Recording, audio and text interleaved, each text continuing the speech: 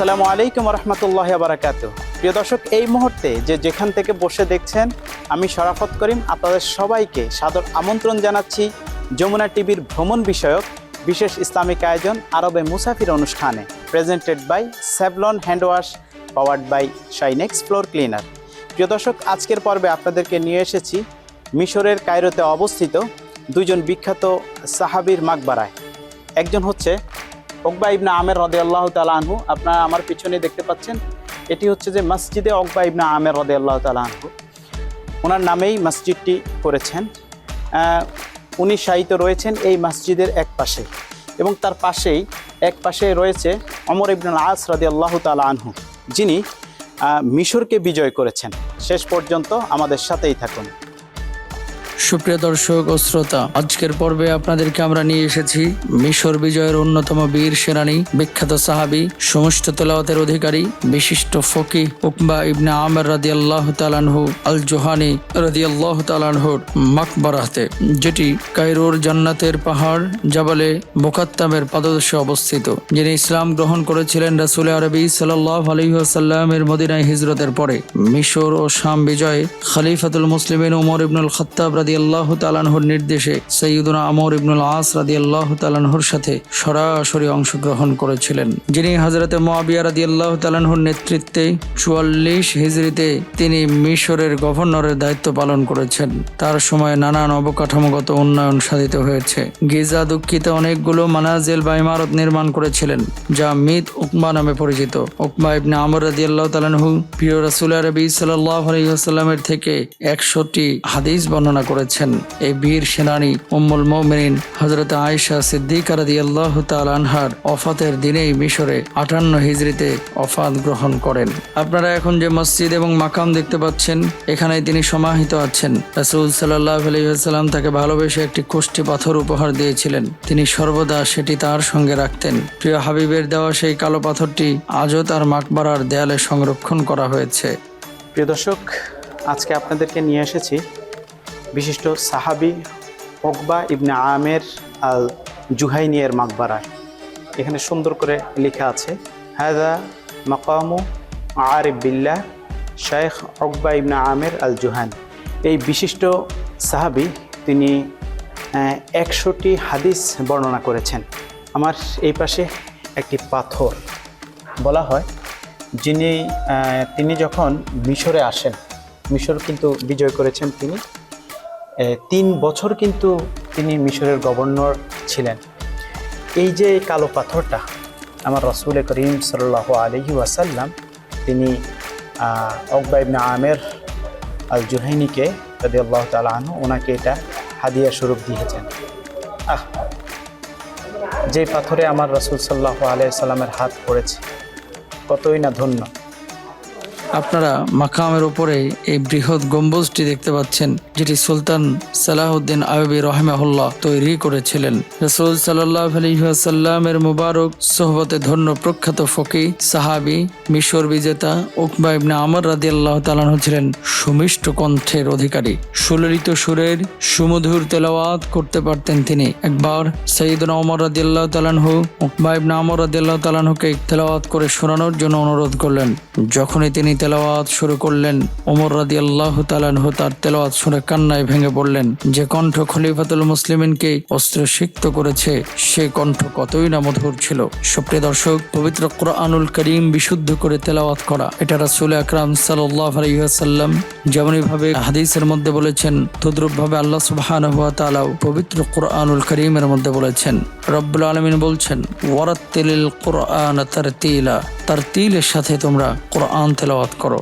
বিশুদ্ধভাবে কুরআন তেলাওয়াত করা প্রত্যেকটি মুসলমান নর নারীর উপরে ফরজ। রমজান মাস এমন একটি মাস, যে মাসে আল্লাহ সুবহানাহু ওয়া তাআলা পবিত্র কুরআনুল কারীম নাজিল করেছেন। রমজান মাসে রোজা যেমন আমরা রাখবো, কুরআনুল কারীমের আমরা তেলাওয়াতও করব। কুরআনের টাচে আমরা থাকবো। কুরআনুল কারীমের টাচে একজন মানুষ যখন আসে, স্পর্শে যখন আসে, একটি গাছের খণ্ড, একটা কাঠের টুকরা যেমন কোরআনের স্পর্শে এসে রেহালে রূপান্তরিত হয়ে সম্মানিত হয়, তদ্রূপ ভাবে একটি কাভারও, কাপড়ের টুকরা সম্মানিত হয়। একজন মানুষ যদি কোরআনের টাচে আসে, সেও সম্মানিত হয়। প্রিয় দর্শক, আপনারা দেখছেন যমুনা টিভির ভ্রমণ বিষয়ক বিশেষ ইসলামিক আয়োজন আরবে মুসাফির অনুষ্ঠান, presented by Savlon hand wash, powered by Shinex floor cleaner. দর্শক, সময় হয়েছে বিরতিতে যাওয়ার, নিচ্ছি ছোট্ট একটি বিরতি, একটু পরেই আমাদের সাথেই থাকুন।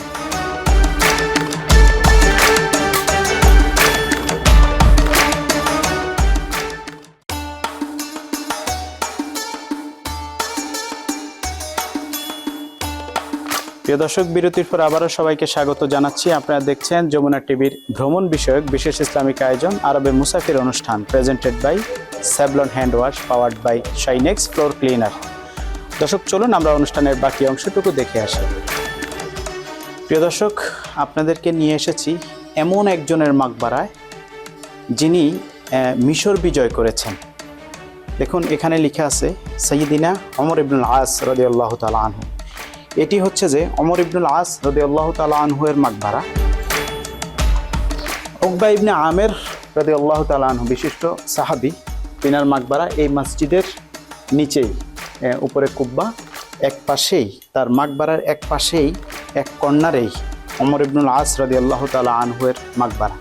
এখানে কিভাবে আসলো? এই জায়গায় ওনার মাকবারা সংরক্ষিত রয়েছে। কেন সংরক্ষিত রয়েছে? রোমানরা যখন মিশর শাসন করেছিলেন তখন তারা চায় নাই যে কোনো মাকবারা থাকুক। তখন তিনার ওমর ইবনুল আস রাদিয়াল্লাহু তাআলা আনহু এর মাকবারাটা এখানেই সংরক্ষণ করে রাখা হয়েছে। আমরা এই মহান সাহাবী ওমর ইবনুল আস রাদিয়াল্লাহু তাআলা আনহু এর জন্য আল্লাহ সুবহানাহু ওয়া তাআলার কাছে খাস করে দোয়া করব, আল্লাহ সুবহানাহু ওয়া তাআলা যেন তিনাকে জান্নাতের সর্বোচ্চ মাকাম দান করো। প্রিয় দর্শক ও শ্রোতা, আপনাদেরকে এমন একজনের মাকবারায় নিয়ে এসেছি যিনাকে আপনারা সবাই চেনেন, যিনাকে বলা হয় হানাফি মাযহাবের ব্যারিস্টার, যিনি অসংখ্য কিতাব রচনা করেছেন, যিনাকে বলা হয় ফকিহুল মিল্লাহ, ফকিহুল মিসর, মুহাদ্দিসে আরবের মুহাদ্দিস যিনাকে বলা হয়। আপনারা একটা কিতাব সম্পর্কে সবাই জানেন যারা মাদ্রাসায় পড়াশোনা করেছেন, আকিদায়ে তহাউই। যিনি এই আকিদায়ে তহাউই রচনা করেছেন এবং এরকম অসংখ্য কিতাব যিনি রচনা করেছেন, আবু জাফর তহাউইর মাকবারায় আপনাদেরকে নিয়ে এসেছি। প্রিয় দর্শক, কেউ যদি এই দুইজন সাহাবীর মাকবারা জিয়ারা করতে চান, উকবা ইবনে আমের রাদিয়াল্লাহু তাআলা আনহু এবং ওমর ইবনুল আস রাদিয়াল্লাহু তাআলা আনহুয়ের, তখন তারা কিভাবে আসবেন? সর্বপ্রথম তাদেরকে আসতে হবে মিশরের কায়রোতে অবস্থিত সাইদা আয়েশা নামক জায়গায়। সেখান থেকে ট্যাক্সি যোগে মসজিদে উকবা ইবনে আমের বললেই আপনাকে নিয়ে আসবে শারে, এই পুরো রাস্তাটার নাম শারে উকবা ইবনে আমের। প্রিয় দর্শক, এতক্ষণ যাবত আপনারা দেখছিলেন যমুনা টিভির ভ্রমণ বিষয়ক বিশেষ ইসলামিক আয়োজন আরবে মুসাফির অনুষ্ঠান, presented by Savlon hand wash, powered by Shinex floor cleaner. দর্শক, দেখতে দেখতে আমরা অনুষ্ঠানের একেবারে শেষ প্রান্তে চলে এসেছি। আজকের মতো বিদায় নিচ্ছি বিশিষ্ট সাহাবী উকবা ইবনে আমের রাদিয়াল্লাহু তাআলা আনহু এর মাকবারা থেকে। ইনশাআল্লাহ আগামীকাল আবারও একই সময় একই চ্যানেলে নতুন আরেকটি পর্ব নিয়ে আপনাদের সামনে হাজির হব। সে পর্যন্ত আল্লাহ সুবহানাহু ওয়া তাআলা আমাদের সবাইকে ভালো রাখুক, সুস্থ রাখুক। আসসালামু আলাইকুম ওয়া রাহমাতুল্লাহি ওয়া বারাকাতুহু।